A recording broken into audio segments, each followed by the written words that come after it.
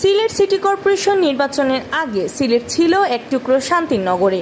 বড় ধরনের কোনো কারণ ছাড়া ছিল না কোনো লোডশেডিং, কিন্তু নির্বাচন শেষ হতেই সেই লোডশেডিংয়ের সেই পুরনো রূপ, যদিও তা ছিল সহনীয় মাত্রায়। কিন্তু গত কয়েকদিন ধরে তাপমাত্রা বাড়ার সঙ্গে সঙ্গে সিলেট জুড়ে লোডশেডিং অসহনীয় মাত্রায় বেড়েছে।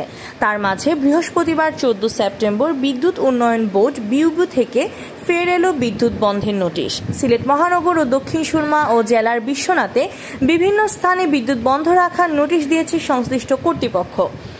বৃহস্পতিবার 14 সেপ্টেম্বর বিদ্যুৎ উন্নয়ন বোর্ড বিউবু বিক্রয় ও বিতরণ বিভাগ, সিলেট 2 এর নির্বাহী প্রকৌশলী শামসী আরেফিন ও বিশ্বনাথ জোনাল অফিস, সিলেট পল্লী বিদ্যুৎ সমিতি 1 এর deputy general manager Mohammad Saiful Islam পৃথক বিজ্ঞপ্তিতে এ তথ্য জানান।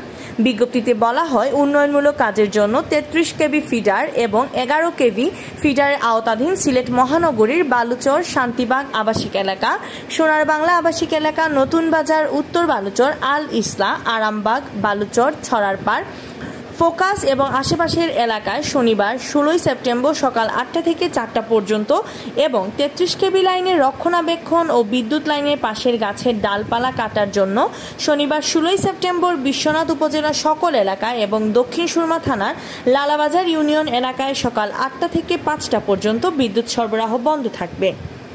গ্রাহকদের সাময়িক অসুবিধার জন্য দুঃখ প্রকাশ করেছে সংশ্লিষ্ট কর্তৃপক্ষ।